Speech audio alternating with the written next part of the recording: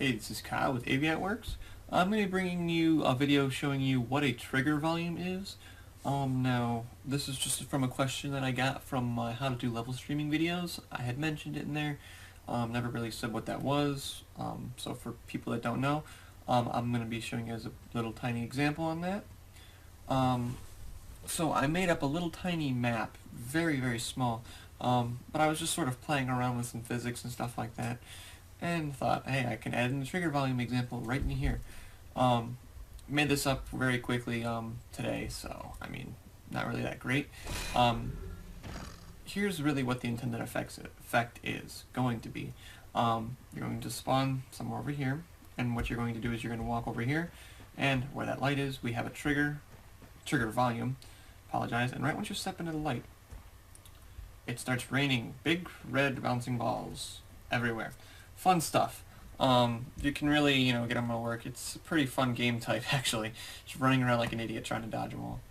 So, yeah, so I made a little sort of a nothing map. I'm going to teach you guys how to do this. Really simple, not that hard. So first off, what you do is, I made a path node. Of course, I moved up in the air, and then I just kept duplicating it to the point where you have, a couple of path nodes. I also have made a very simple and quick static mesh. It's not really that big. Yeah, it's really not that bad at all, or not that hard to make. Sorry for that. And then we have the material for it right here. I stole the material from something already inside the Unreal Engine. Got very lazy. Just wanted to quickly put something in there. And then of course we have the physical material that goes over the static mesh. All I did was change the friction to 0.1 and change the restitution to 0.5. And that's all I did. If you are wondering, the way to add that on right here is physical material. You can just use the selected item in content browser button, assuming you have, of course, the physical material selected. So what we're going to do is we want to make it so that when you step on that light, you're going to want to trigger the rain up there. So I've already moved the builder brush into position. You can make it really whatever it is that you really want to make it. It doesn't really matter. So wherever your builder brush is, that's where you're going to spawn the volume. Right click on the volume, the add volume button, and you can click trigger volume. And we're going to move our builder brush out of the way. And green is its default color for the trigger volume. So we're going to, with that selected, go into Kismet, right click, new event, go over here, new event using trigger volume _O, touch. Gonna go in there. We only want to use it once, so just keep everything the same. So trigger volume count 1. What we're going to want to do is we're going to now want to spawn the balls. So what we're going to do is go to new action, right click, go to new action, actor factory. Alright, and so we want to make it when it's touched, it's going to spawn the actors. Alright, and we're going to need to choose a spawn point. That's going to be the path nodes. It's going to basically be choosing random path nodes every single time. So with the actor factory selected under factory, go over to this arrow right here, and what you can do is actor factory rigid body, start awake, make sure that's checked off. You're going to want that. Really, I mean, you can just play around with all this stuff. I didn't really do anything else to it in the other in my other map.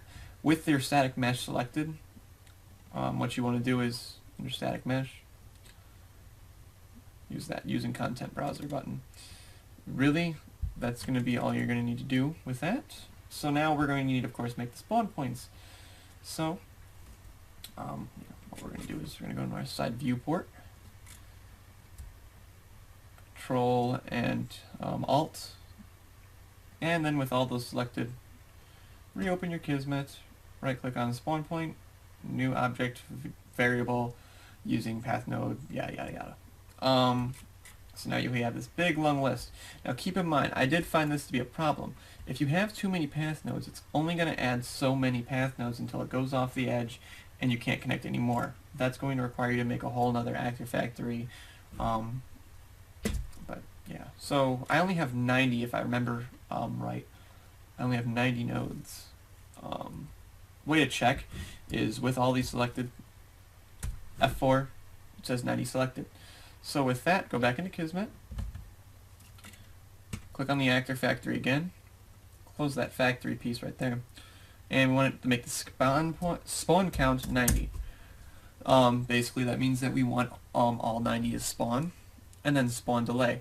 Now keep in mind, it's not going to spawn all of them at once in one spot. It's going to spawn one at each random spot.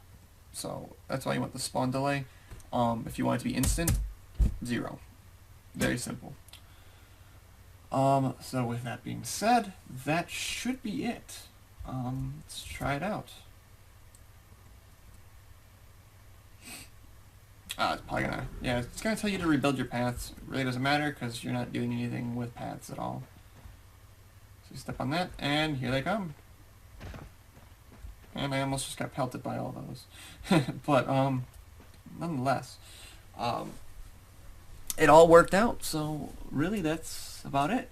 Like I said, trigger volume, really, it's just a trigger, except it's a volume instead.